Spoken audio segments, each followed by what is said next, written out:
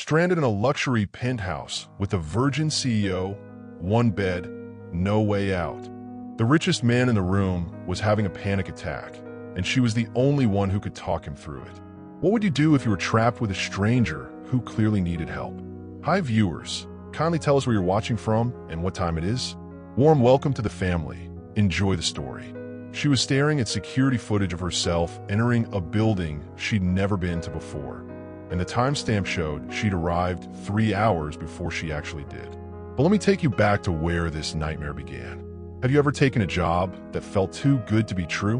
When desperation meets opportunity, what could possibly go wrong? Let me know in the comments if you've ever ignored red flags for a paycheck. Keisha Davis gripped her phone tighter as she read the encrypted message again. Emergency interior redesign. Aspen Penthouse. 48-hour deadline. Payment, $50,000. The number made her stomach flip. That was more than she'd made in 6 months of hustling Atlanta's luxury market. She should have asked more questions, should have demanded references, should have wondered why someone needed a designer for a snowstorm weekend with zero notice. Instead, she kissed 6-year-old Malik goodbye and caught the next flight to Colorado. "Mama, why are you leaving again?" Malik had asked, clinging to her jacket. "Because this job changes everything, baby. Mama's gonna make enough money so you don't have to worry anymore." Now, standing in the marble lobby of the Glass Peak building while snow pounded the windows like angry fists, Keisha wondered if she'd just made the biggest mistake of her life. The building rose through the storm like a crystal sword cutting through the darkness. Each floor glowed with soft light except the very top, the penthouse she'd been hired to redesign. That floor stayed dark, mysterious. The elevator doors opened with a whisper. Keisha stepped inside, her portfolio clutched against her chest like armor. The button for the penthouse required a key card, which had been waiting for her at the front desk along with a note. "Mr. C is expecting you. Please proceed directly to PHA." As the elevator climbed, Keisha caught her reflection in the polished steel doors. She looked professional enough. Black blazer over dark jeans, her natural hair pulled into a sleek bun. But her eyes gave her away. They held the same desperate edge that had driven her to accept this job without asking the right questions. The elevator shuddered. Once, twice, then stopped completely between floors 38 and 39. No, Keisha muttered, pressing every button. Nothing happened. The lights flickered once, throwing shadows across the small space. She pressed the emergency call button. "Hello." The voice that answered wasn't building security. It was deep, careful, and definitely male. "Who is this?" I'm Keisha Davis, the interior designer. I'm stuck in your elevator." Silence stretched long enough that she wondered if the connection had died. "You're early," he finally said. His voice carried something she couldn't identify. Fear? Suspicion? Early? It's 9:30. I'm actually running late because of the storm. That's impossible. Papers rustled in the background. Security shows you entered the building at 6:47 p.m. Keisha's blood went cold. That wasn't me. I just got here from the airport 20 minutes ago. More silence. Then, stay calm. I'm coming to get you. When the lights flickered and the elevator groaned to a stop between floors, Keisha pressed the emergency button. The voice that answered wasn't building security. It was him, and he sounded terrified. The richest man in the room was having a panic attack, and she was the only one who could talk him through it. What would you do if you were trapped with a stranger who clearly needed help? Would you maintain professional distance or trust your instincts? Share your thoughts below. It took him 20 minutes to manually override the elevator system. 20 minutes of Keisha listening to his increasingly rapid breathing through the emergency speaker while she talked him through what sounded like a full-blown panic attack. "Focus on my voice," she'd said, using the same tone that calmed Malik during thunderstorms. "Count with me. 1, 2, 3. When the doors finally opened, she wasn't prepared for what she saw. Elliot Carrington looked nothing like the tech mobile photos she'd Googled on the plane. Those images showed a cold, controlled businessman in expensive suits. The man stumbling backward from the elevator doors was barefoot, wearing jeans and a gray t-shirt that clung to his chest. His dark hair was messy like he'd been running his hands through it, and his blue eyes held the wild edge of someone fighting his own mind. "You're not supposed to be here," he said, but his voice shook.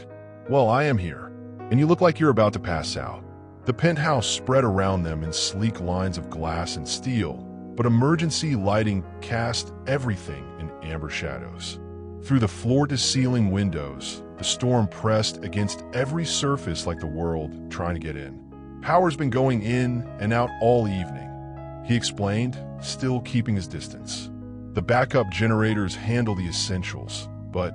He gestured vaguely at the dimmed lights. Keisha stepped closer. His breathing was still too fast, too shallow. "When's the last time you ate something?" "I don't." "Why does that matter?" "Because you're shaking." She moved toward what looked like the kitchen. "And because panic attacks get worse when your blood sugar crashes." He followed her, but stayed several feet back, like she might bolt or attack without warning. "You said someone who looked like you entered the building earlier." "Someone who looked exactly like me, if your security system is accurate."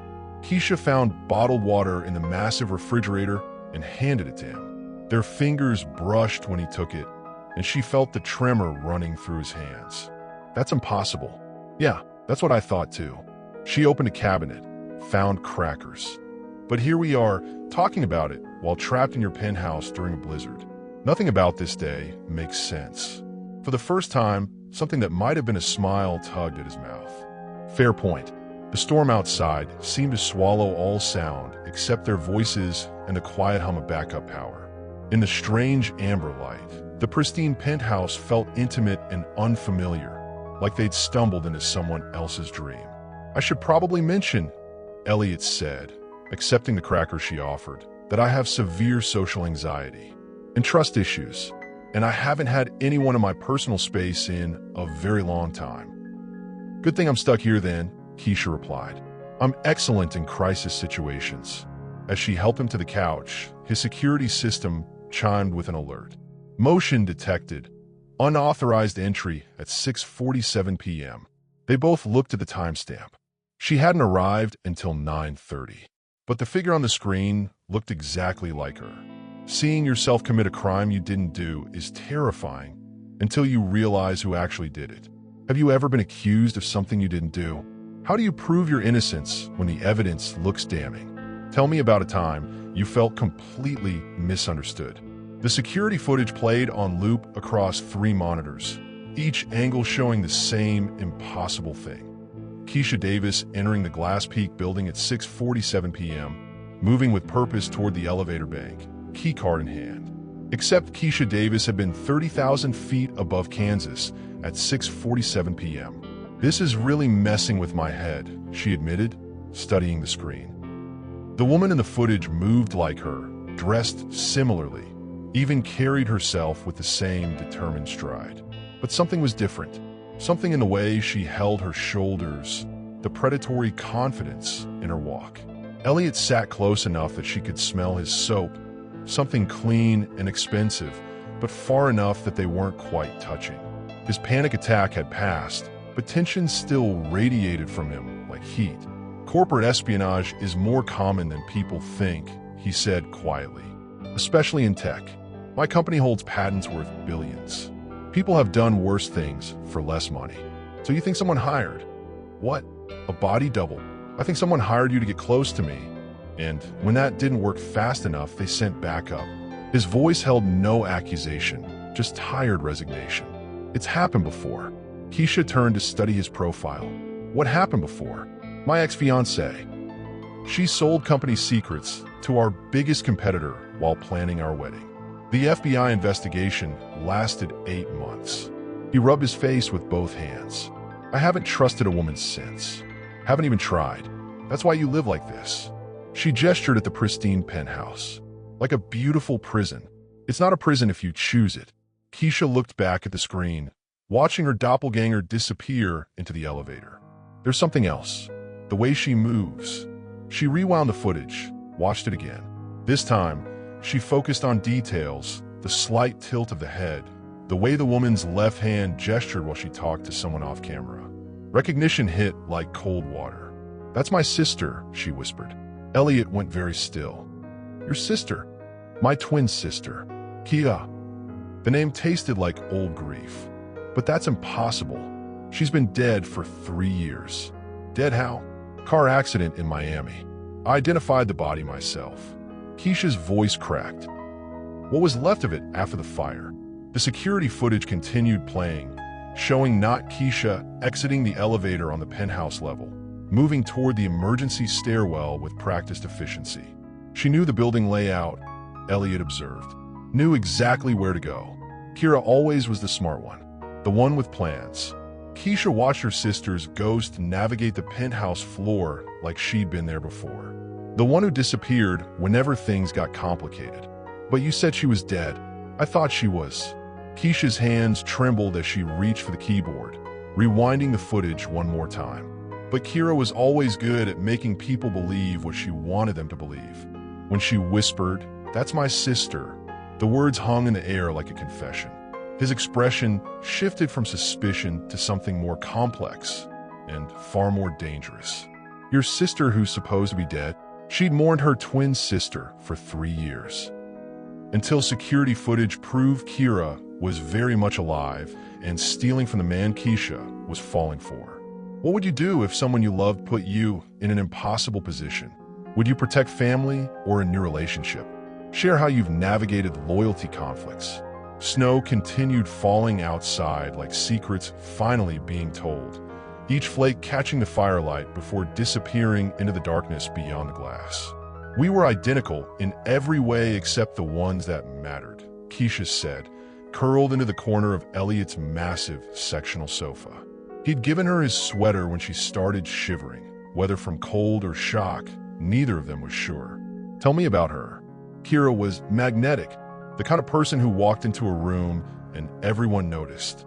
"I was always the responsible one, the one who cleaned up her messes."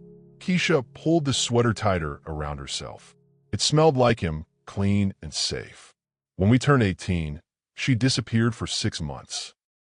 Came back with new clothes, new attitude, wouldn't say where she'd been." Elliot poured more wine into her glass. The expensive bottle had been sitting on his kitchen counter, unopened until tonight. "What kind of messes?"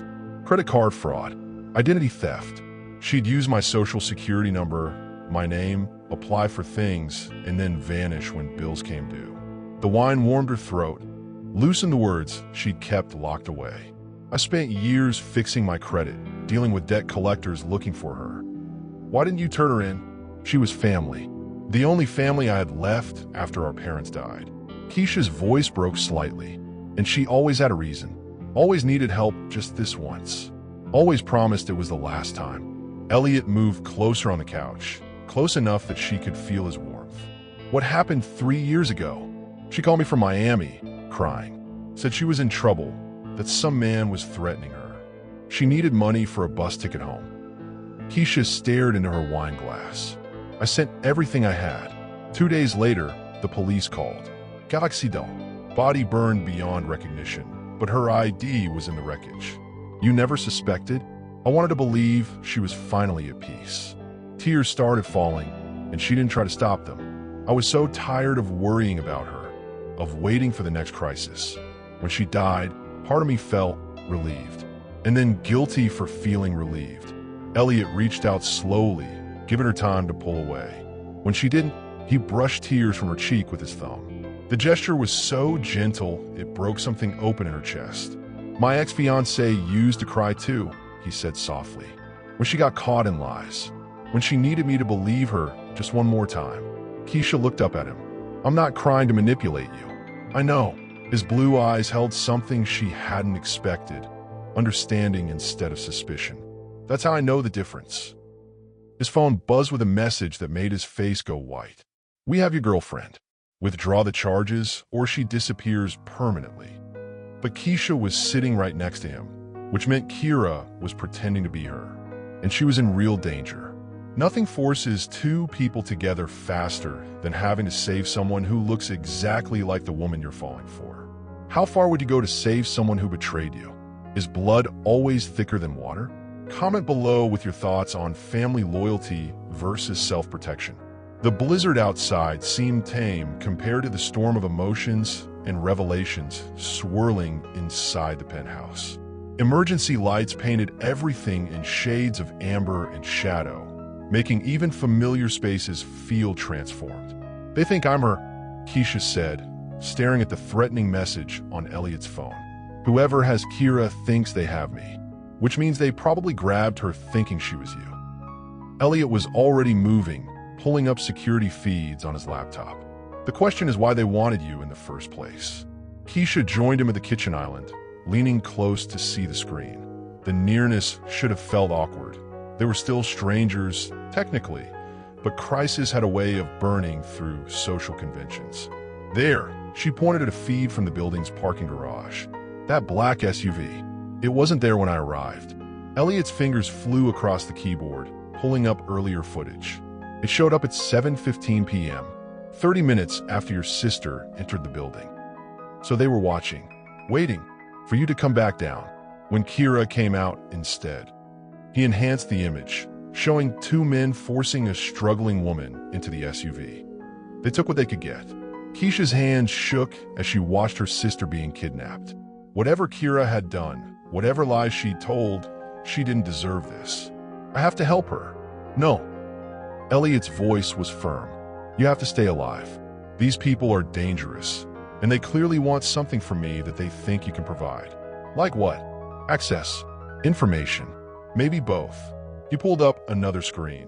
Financial records, security protocols, business documents that meant nothing to Keisha but made Elliot's jaw clench. "My company just won a major government contract. Military applications for artificial intelligence. The bidding process was competitive.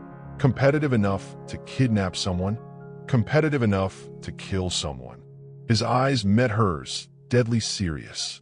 "The company that lost the bid, they've been hemorrhaging investors for months. This contract would have saved them." Keisha studied his face in the laptop's blue glow. The panic attack from earlier was gone, replaced by something harder, more focused. This was the businessman the world knew, the tech mogul who'd built an empire by thinking 3 steps ahead of everyone else. "You've dealt with this before. Industrial espionage comes with the territory, but it's usually digital, hacking, corporate infiltration. This is..." He gestured at the security footage of Kira being forced into the SUV. "This is personal, because they involved me, because they threatened you." The distinction mattered to him. She could see it in his eyes. "I don't have many people in my life, Keisha. I can't afford to lose the ones I'm starting to care about." The words hung between them, heavier than the storm outside. The ransom video showed Kira tied to a chair, beaten and terrified.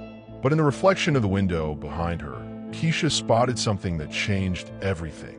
The distinctive crown molding of the penthouse directly below them. The kitchen counter was cold against Keisha's back. Elliot's hands were warm, too warm. His lips found hers with the desperation of a man who'd been drowning for years and finally found air. "I've never..." He whispered against her mouth. "I know." Her fingers traced the scar on his jaw. "We don't have to. I want to." His voice cracked. "With you. Only you." The storm outside was nothing compared to the fire building between them. Keisha pulled him closer, her body responding to his touch in ways that scared her. This wasn't supposed to happen. Not with him. Not now. But when Elliot's mouth moved to her neck, when his hands explored her curves like he was memorizing sacred ground, rational thought became impossible. She arched into him, gasping his name. "Tell me to stop," he breathed. "Tell me this is crazy. It is crazy." She pulled his shirt over his head. "But I don't want you to stop." He lifted her onto the counter, his eyes never leaving hers. "Are you sure?" Instead of answering, she kissed him. Deep, hungry, the kind of kiss that changes everything. His touch was gentle but desperate, like he was afraid she'd disappear. When their bodies finally joined, Keisha understood why he'd waited. This wasn't just sex. This was surrender. Complete and terrifying. "Keisha," he moaned against her ear. "God, Keisha."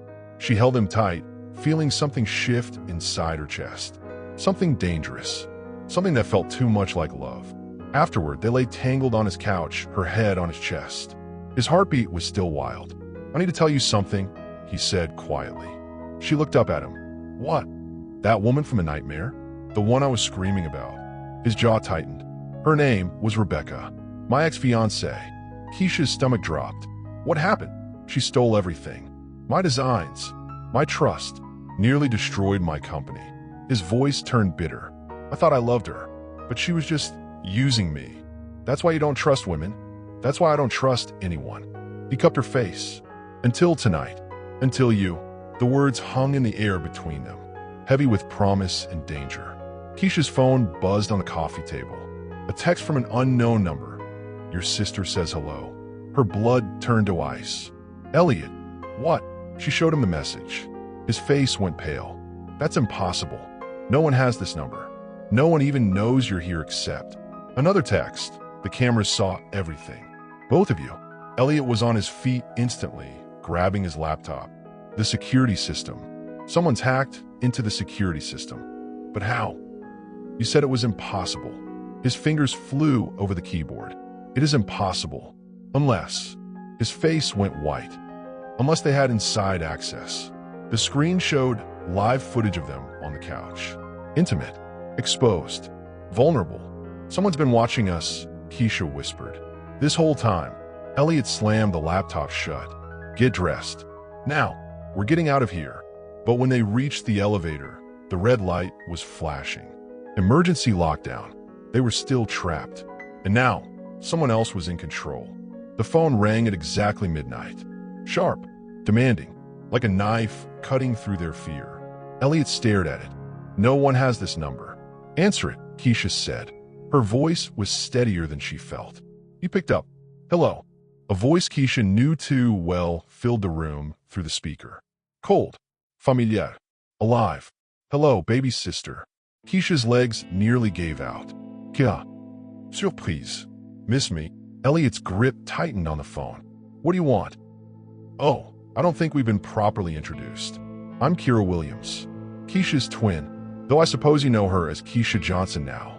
Tell me, did she mention she changed her name after her divorce? Or that her ex-husband happens to be your biggest competitor?" The room went silent except for the wind outside. "Marcus Chun," Kira continued, "CEO of Chef Tech Industries. You know, the company that's been trying to buy you out for 3 years? The one that mysteriously knew about your latest AI project before you announced it." Elliot's eyes found Keisha's. The trust she'd seen there an hour ago was already fading. "That's impossible," Keisha whispered. "Marcus and I, we haven't spoken since the divorce." "Haven't you?" Kira's laugh was sharp. "Then how did he know you'd be in Aspen? How did he know about this job? How did he know exactly which penthouse and exactly when?" Keisha felt the walls closing in. "I don't know what you're talking about." "Don't you?" "Check your bank account, sister. The one you never use. The one from when we were kids." With shaking hands, Keisha opened her banking app. The account she'd forgotten about showed a deposit. $50,000. Yesterday morning. "I didn't do this," she said, looking at Elliot. "I swear I didn't know." "The camera footage doesn't lie," Kira said. "You entered that building twice yesterday. Once as yourself, once as me. Only I never left Atlanta." "That's not possible." But even as Keisha said it, she remembered the facial recognition system. How easily it had let her in. How the security guard hadn't checked her ID. "Marcus has been planning this for months," Kira said. "Using me to get close to Elliot's world. Using you as the perfect inside source. A struggling, single mother desperate for money. You were the perfect mark." Elliot was backing away from her now. His face had gone cold. Distant. "Idiot. No. You have to believe me." "The footage shows you casing the building," he said quietly. "The bank records show payment. Your ex-husband is my biggest threat." He looked at her like she was a stranger. "You played this perfectly. I was set up." Keisha grabbed his arm. "Kira, tell him. Tell him I didn't know." But the line was already dead. Elliot walked to the window, his back to her. "I need you to leave. The storm. I'll call my security team. They'll escort you out. Elliot, please.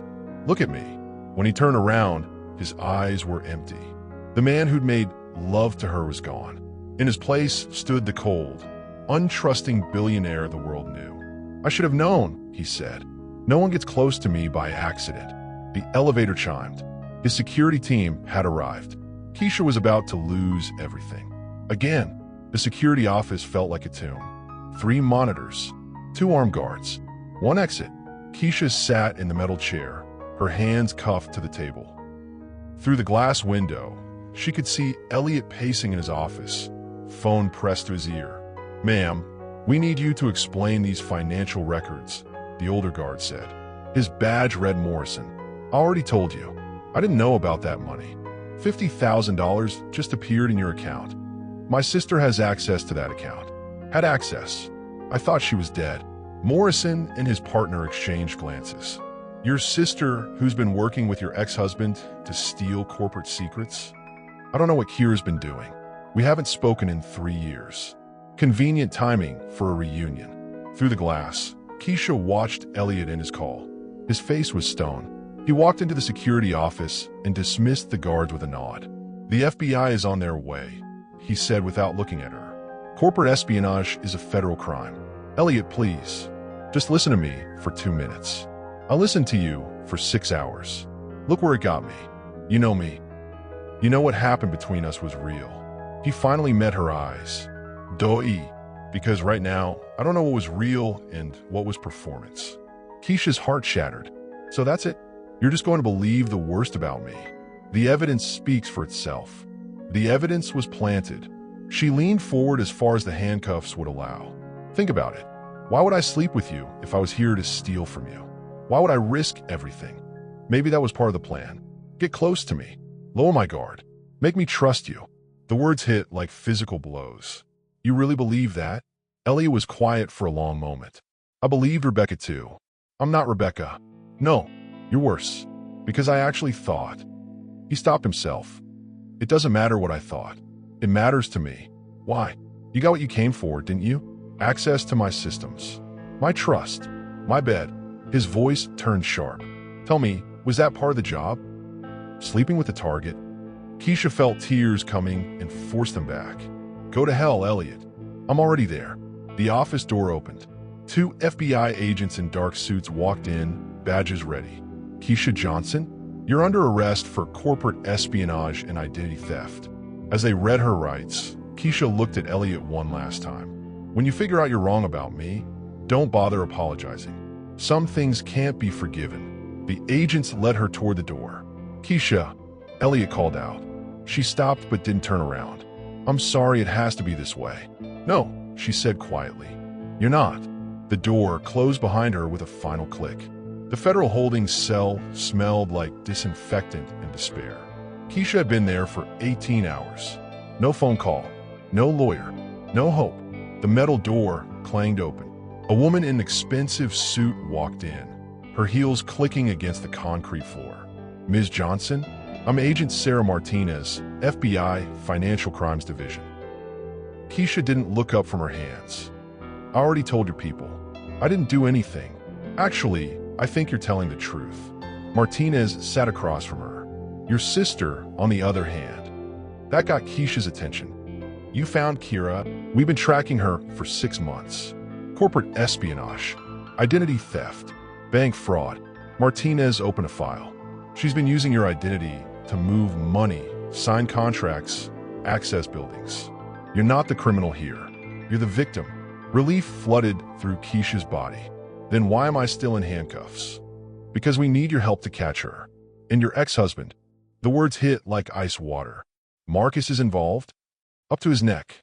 Chef Tech Industries has been paying your sister to infiltrate competing companies. She's done this before. Used her resemblance to other women to gain access to corporate secrets. But I'm her twin. How did she? Plastic surgery. Facial modification to look more like you. More like the woman Marcus described to his investors." Martinez slid a photo across the table. "This is your sister now." Keisha stared at the image. Kira's face looked exactly like hers, but colder. Harder, like looking into a dark mirror. "The job in Aspen was the final phase," Martinez continued. "Get close to Elliot Carrington. Access his systems. Steal the AI code." "But I never accessed his systems." "No, But she did, using your face, your fingerprints, your DNA. Martinez leaned forward. She's been living as you for months, Keisha, working jobs, dating men, building relationships, all to set you up as the perfect fall guy. The betrayal cut deeper than anything Marcus or Elliot had done.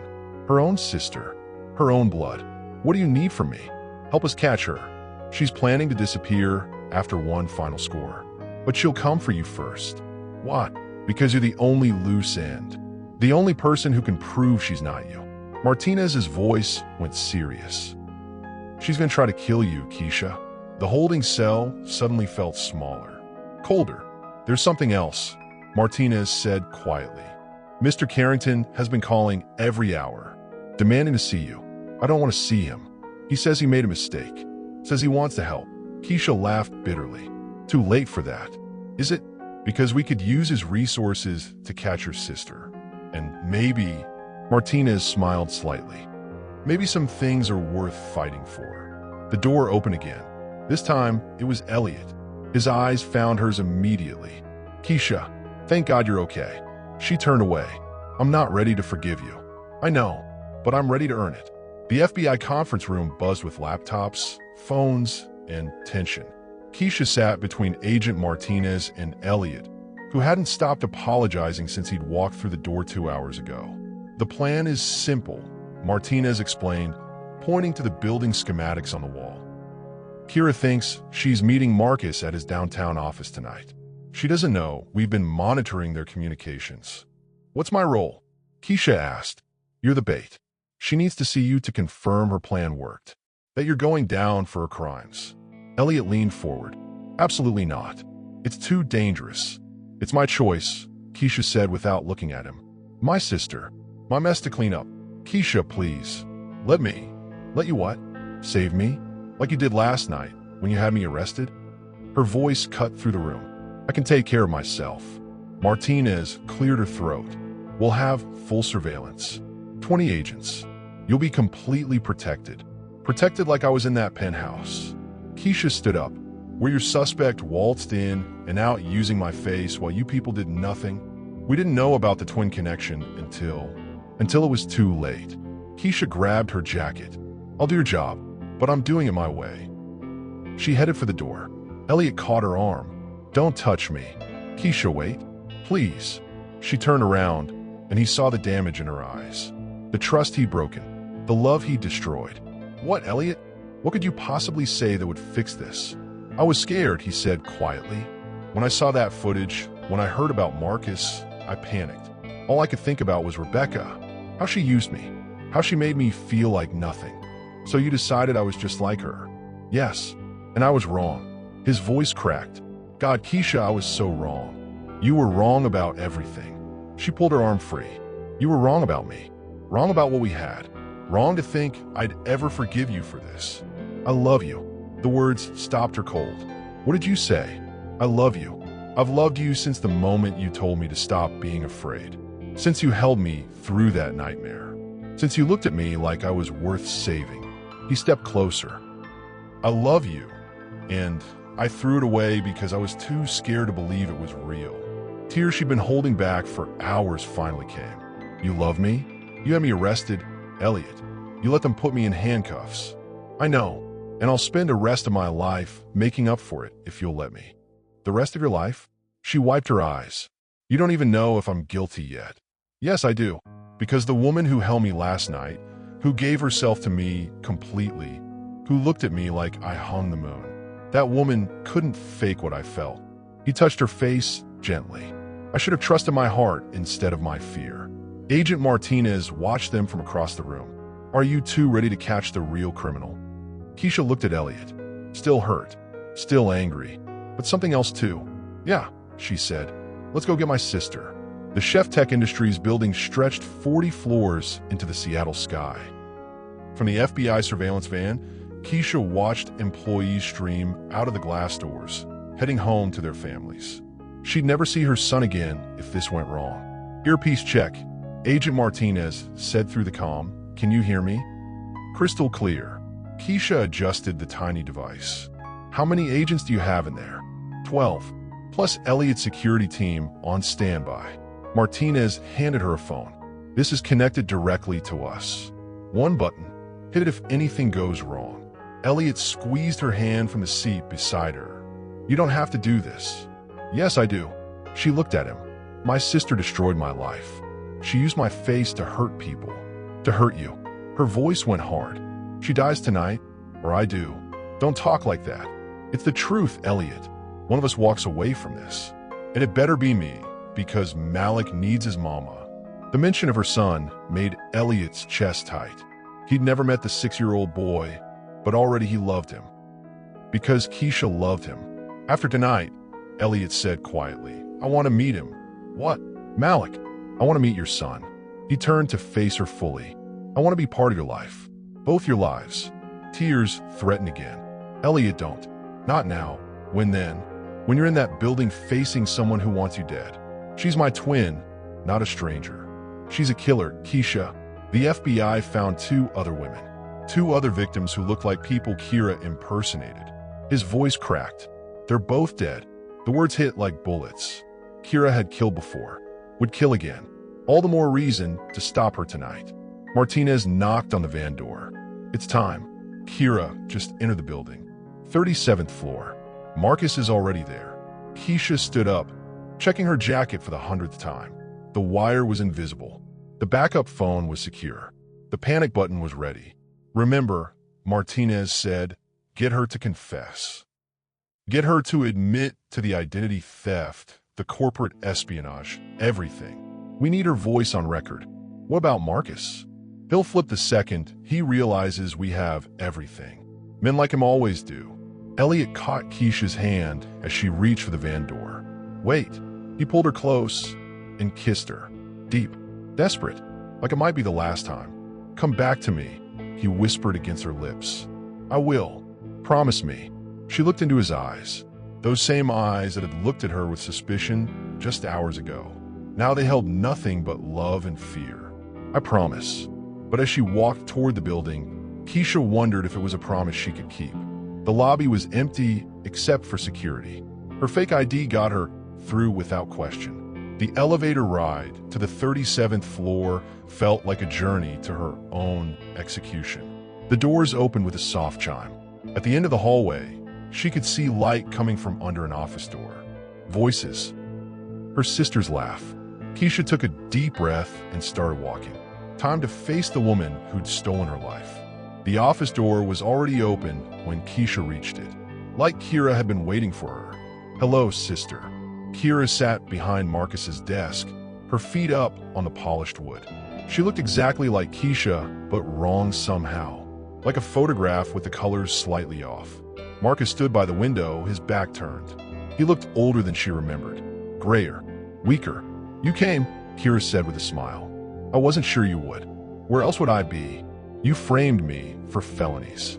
I saved you. Kira stood up, moving around the desk with predatory grace. Do you know how boring your life was, Keisha? Single mother, struggling artist, living paycheck to paycheck.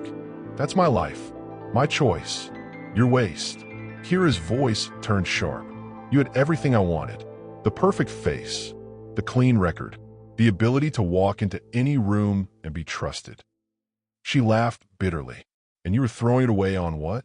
Designing rich people's bathrooms. I was building something. For my son. Your son who barely knows you because you work 16-hour days? The words stung because they held truth. Keisha did work too much. Did miss bedtime stories and soccer games. At least I didn't abandon him. I never had a choice. Kira's composure cracked. You think I wanted this life? You think I chose to become a criminal? Yeah, Ido. You always were naive. Marcus finally turned around. His eyes were cold, calculating. Your sister has been very useful to me, Keisha. Much more useful than you ever were. Useful how? By stealing from innocent people. By taking what should have been mine from the beginning. Marcus stepped closer. Do you know how much money your boyfriend's AI technology is worth? Ex-boyfriend, que sa directive. Thanks to you. Oh, I don't think he's your ex. The FBI told us he's been calling nonstop. Trying to make sure you're safe. Marcus smiled coldly. How touching. Kira moved behind Keisha, close enough to whisper in her ear. He really loves you, doesn't he? Leave him out of this. Can't do that. See, Marcus needs Elliot's code, and I need Elliot gone. Kira's voice dropped to pure venom. As long as he's alive, he's a threat to my new life. Your new life. Kira walked back to the desk, picked up a folder. Keisa Johnson, interior designer. Recently widowed. Single mother looking for a fresh start. The blood in Keisha's veins turned to ice. Widow. Elliot's going to have an accident tonight. Very tragic. And you're going to disappear after losing the love of your life. Grief-stricken. Unstable. Kira's smile was pure evil. I'll take very good care of Malik. Raise him as my own. Rage exploded through Keisha's chest. You touch my son, and I'll kill you myself. You'll try. Kira opened her jacket, revealing a gun. But I've gotten very good at killing people who look like me. Marcus checked his watch. The building's security feed should cut out in 3 minutes. Kira, are you ready? I've been ready my whole life. Keisha's hand moved toward the panic button, but Kira was faster. Don't even think about it, sister. This ends tonight. The gun was pointing directly at Keisha's heart. The first shot shattered the office window. Keisha dove behind Marcus's desk as glass exploded around her. The panic button was already pressed, FBI flooding her earpiece with voices. Shots fired. All units move in.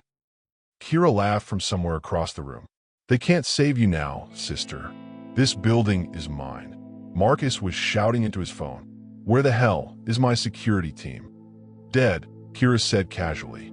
Poisoned an hour ago. Amazing what you can do with the right chemicals in the coffee machine. Another shot. The desk splintered above Keisha's head. You're insane, Marcus yelled. This wasn't the plan. Plans change. Kira's voice was moving. Hunting. You were useful, Marcus. But now you're a liability. The third shot was followed by Marcus's scream. Then silence. Just you and me now, Keisha. Keisha's mind raced. The FBI was coming, but they need time to get through building security. Time she didn't have. She crawled toward the door, staying low. Her sister's reflection caught the overhead lights as she moved through the office like a ghost. Do you want to know the truth about Daddy? Kira called out. Why he really left us? Keisha froze. Their father had walked out when they were 12. Never came back. Never explained why. He didn't leave because of Mama's drinking, Kira continued. He left because of me. Because he was afraid of what I might become. Shut up. He saw me kill Mrs. Peterson's cat. Watch me bury it in the backyard and lie about it. Another shot. Closer this time. He knew I was broken, Keisha, and he chose you over me. That's not true, isn't it? Why do you think you got the college money? The car? The wedding dress when you married Marcus? Kira's laugh was pure hatred. Because Daddy knew you were the good one. The one worth saving. Keisha reached the doorway. The hallway was dark, but she could hear footsteps on the stairs. FBI or building security.